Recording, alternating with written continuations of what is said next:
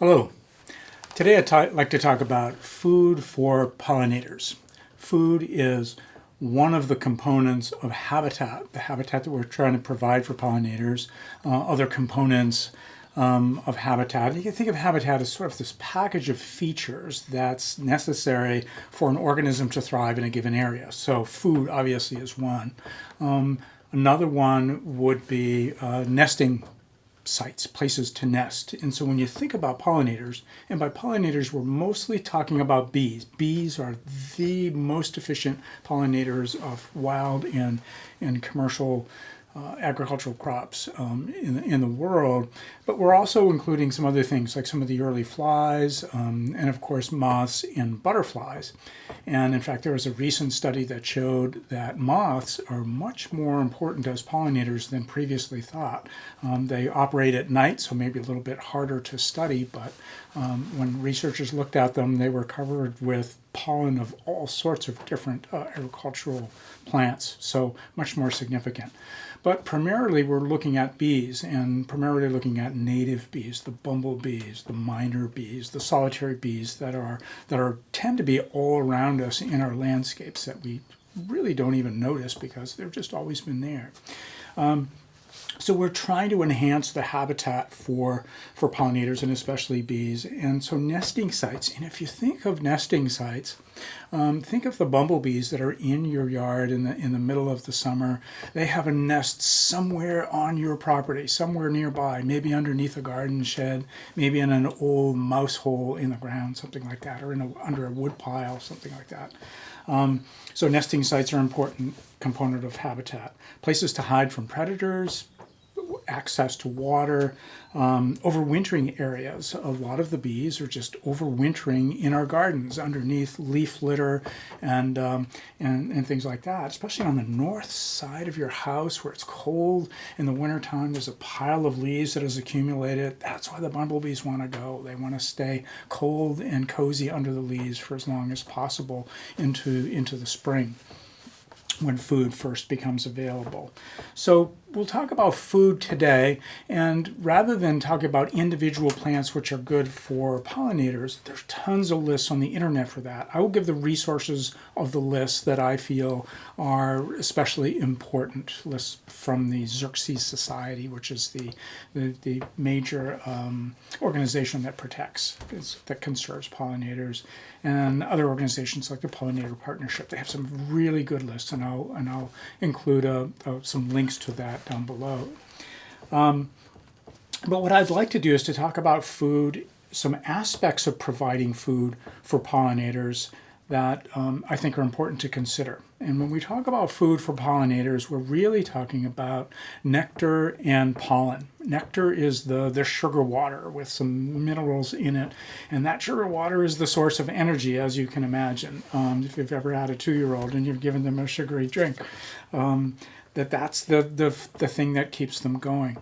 But it's pollen that's really important, and it's pollen that's needed to produce the new bees. Pollen is the protein source. Without pollen, you don't get offspring in your nests. So they're both important, and bees and other pollinators will forage for them in different ways. And it's the bees especially that use the pollen to rear their young.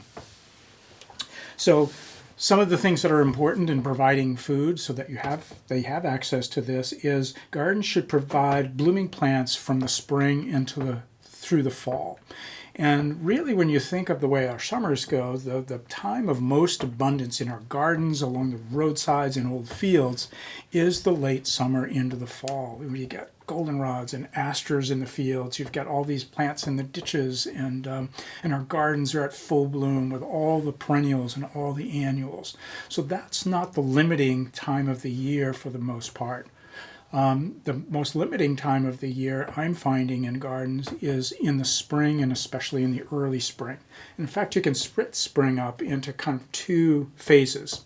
Right now, it's the 3rd week in May. Around the 1st of May, the first week of May, the only thing in bloom in the wild were some of the late willows, some of the red maples, and these provide the pollen that's really necessary for the bees early on. And here it is, the 3rd week of May, and spring has arrived in full force. And so in our gardens, we've got things like Pollinator, lungwort, which is a fabulous early perennial. It's not native, but it's one of the plants that the bees really are focused on right now. Some of the other things that come early in May, late April and early May, and I described this in the last video, was a plant called Curtilis solida, and this is a little bulb, a little corm that grows from underground, and you get these from the bulb companies and plant them in the fall. That's the best time to plant them, and I'll put some links as to where to get them. But some of the other spring bulbs, not daffodils so much, but some of the other ones like Scilla siberica, and some things like that. So that's early on, where it's really kind of critical. Around the 1st of May here in Maine, I counted 3 bumblebees foraging actively in the garden. And the thing to remember is that bumblebees foraging in the spring are all queens. They're all full of fertilized eggs. They've overwintered. They're the only survivor of the last year's nests, last year's populations, are the female queens. And so they're searching out nests, they're trying to find food, and to start their own brood. So really until early June, the only bumblebees you see in your garden are queens. And that's why they look so big, because they're the queens and they're full of eggs. And so right now, in the 3rd week of May, just looking around at the garden plants of our gardens over maybe half an acre or so, I counted 30 queens yesterday. That's pretty extraordinary when you think that each one of those queens needs to find a nest site and needs to rear its own brood. And then once those young bumblebees, those workers, are out foraging, the number will, by mid to late June, will just explode. And there should be lots of bumblebees. So that's sort of a warning, and it's sort of a good sign. It's a good sign that they seem to be plentiful. But I fully expect that they're plentiful in our landscapes because we've had pollinator plants, we have the habitat for nesting, and have had that for years and years and years. So I'm hoping that there aren't too many of them for our small landscape. But it's a measure of success, and it's something that you can observe in your own gardens. So having plants blooming real early on when the queens are really maybe struggling is important. Maybe less important later on. It's still important to have those plants. But right now in mid-May, the food is pretty plentiful. There are dandelions everywhere. Dandelion pollen's not the highest quality, but they still will forage in it. Like I said, the pulmonaries, the lungworts, plants like Virginia bluebells, and things like that. There's a marsh marigold, Caltha palustris, which I noticed yesterday. Here's a picture of it here. And it's covered with syrphid flies, these early hover flies, and that's one of the major pollinators of it. So there you're providing something for them. And I will put links as to where to find all these plants below. So having plants blooming throughout the year, really important. So especially the spring. The second thing that I'd like to mention is that it's important to plant in multiples. And what I mean by that is if, let's just say you have a constrained garden and you want to put in 50 pollinator plants.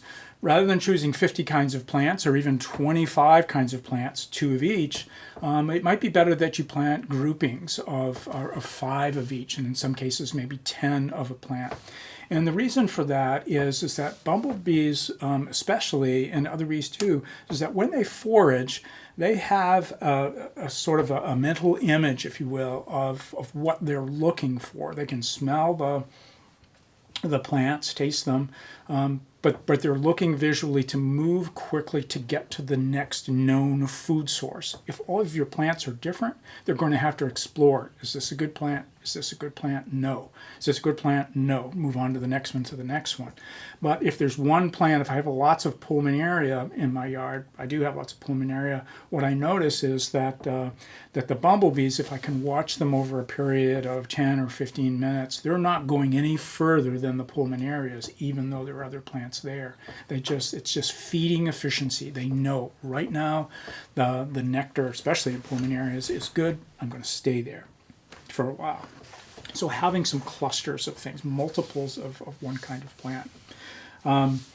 Another thing is to provide native plants for some of the pollinators. And the reason for that is not because just in an abstract way that native plants are better and whatever the pollinator plant or the perennials in our garden are not as good for some reason.